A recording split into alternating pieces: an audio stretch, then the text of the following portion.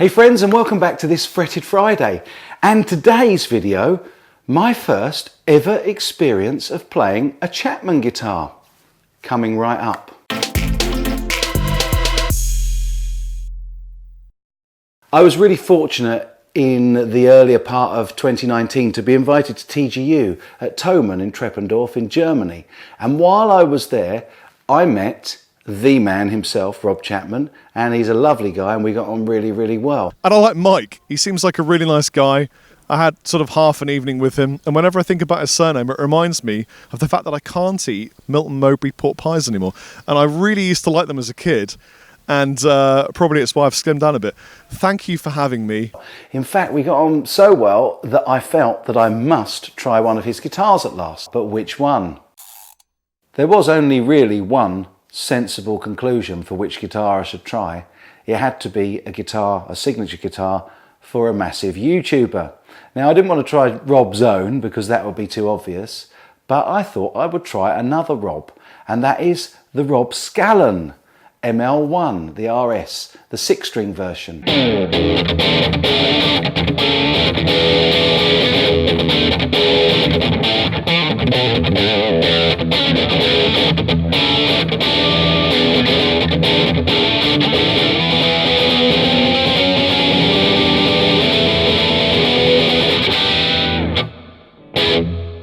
Rob is a massive YouTuber. Most recently, you'll be aware that he's just broken the Guinness Book of World Records for the largest ever pedal board. And in fact, a lot of my friends got involved in that because he sent them bits of that pedal board. There was the lovely Robert Baker, there was Tone King, Phil McKnight, David Wallerman, lots of others of my good buddies in the YouTube world now got little bits of that pedal board. So Rob has to be one of the biggest guitar YouTubers out there, so it made sense it had to be his guitar. So I got to play it, and what did I think of it? Well, I'm going to put all of the specs along a ticker on the bottom so that you can see what the specifications of this guitar are, because I don't want to go into listing those. I think I'll just list for you what I consider to be my pros and cons and my favourite bits about this ML1 RS 6-string.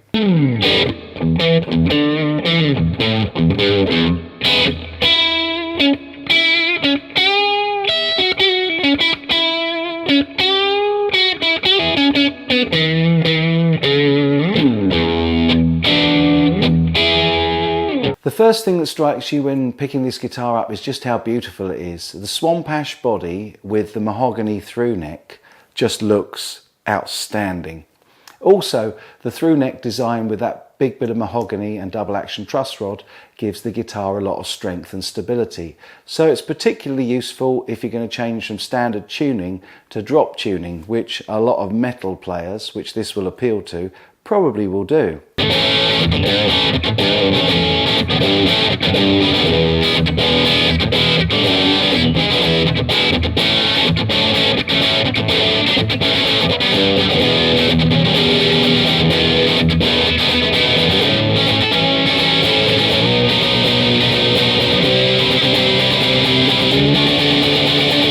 The very deep cutaways in the beautifully carved top give great access to the 24 fret ebony fingerboard, and the access up the top is one of my favourite things about this guitar. It was so easy to play. Everything seems to have been moved this way a little bit, and those deep cutaways really do give you good access, not to mention the fact that the heel joint is really comfortable as well.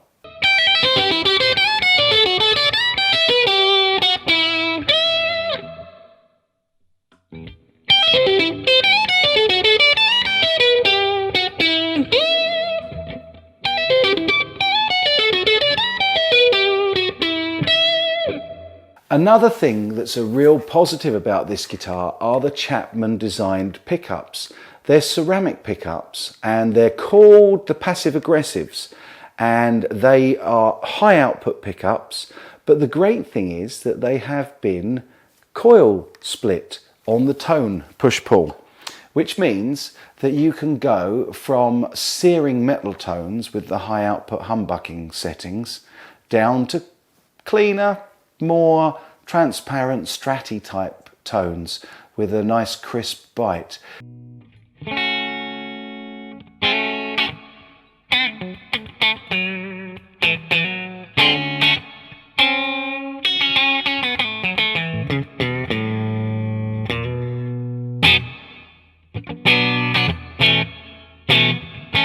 The clarity across the range of these pickups was awesome in general, and I didn't find any dull spots or any points at which I didn't think it was responding across the frequency range.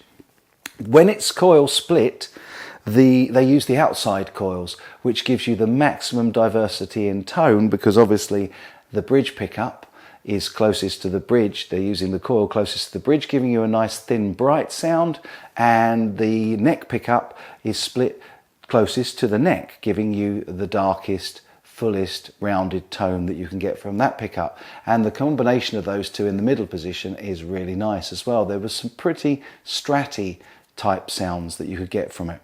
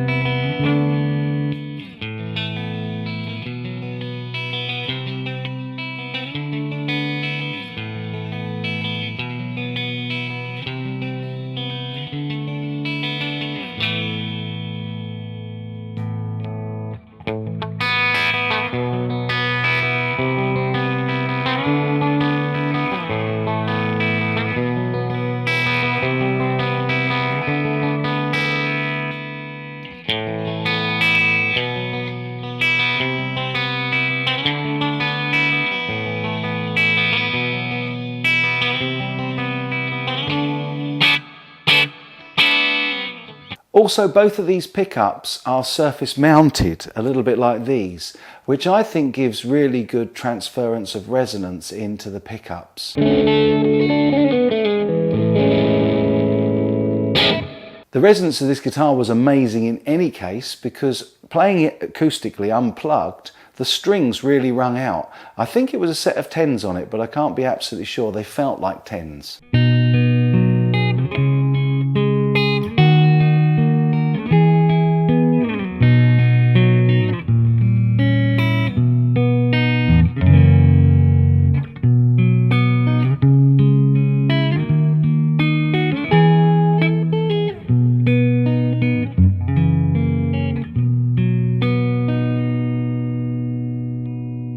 Okay, there were a couple of negative points that I picked up on with this guitar. Because it's so light at 2.8 kilograms, and because of the heavy hardware with the Hipshot locking tuners, because they're very high quality locking tuners, it was prone when you sat it on your lap to being a little bit neck heavy. I'm not going to say it had neck dive, but it was certainly neck heavy.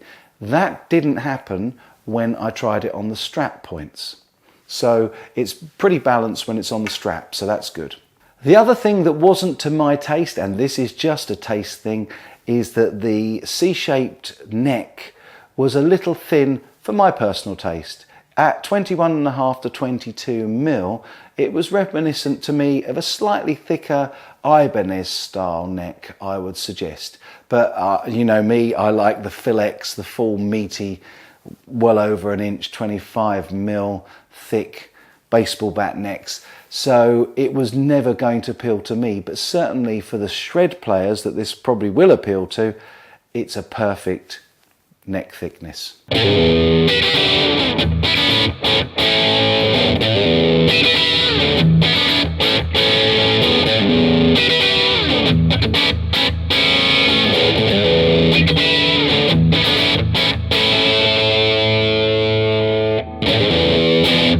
So the best points for me about this guitar were actually the weight, although that accounted for some of the sitting down neck weight issues.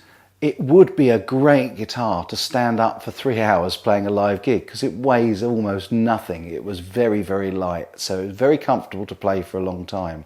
And combine that with the amount of resonance that was in that guitar, and it's a pretty impressive bit of kit. Also, this Chapman ML1RS comes with strap locks as standard. I know you can buy them relatively cheaply, but it's lovely that they throw them in for the price, which is currently around €799, €759 I should say, at Thomann as we go to video.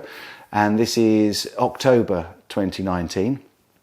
So really, really good value. Not only does it come with free strap locks, but it also comes with a free Chapman hard case. Incredible value, really, really good value. I believe this is a Korean or Indonesian made guitar, but I'm sure somebody will tell me in the comments exactly which I played.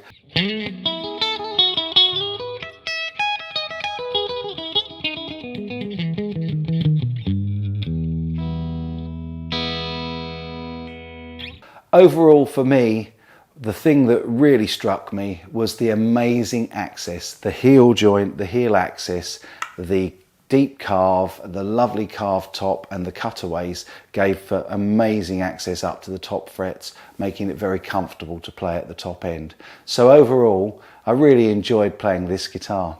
Please let me know what you think of this guitar and Chapman guitars in general. I'm a converted fan and I've enjoyed it very much. I've loved showing you this video. I hope you've enjoyed it too. If you have, don't forget to give me a thumbs up and a like. And don't forget to click subscribe as well, that can't hurt. And if you do, click that bell icon because I release videos pretty much every Tuesday and fretted Friday. I'm also doing a fairly regular live stream on a Sunday right at this moment as well. And I'll be back with that this week where I've got an unboxing and a pretty extensive Q&A session. I really hope to see you there. Thanks so much for watching all the way to the end. I really do appreciate it. I've got the best subscribers on YouTube. And the best way you can help me is to share my videos with your friends and let them know that I don't just do Chinese guitars, I cover everything. I'll be back really soon with more, and in the meantime, I'll look forward to reading your comments, and as always, have a great weekend and you take good care.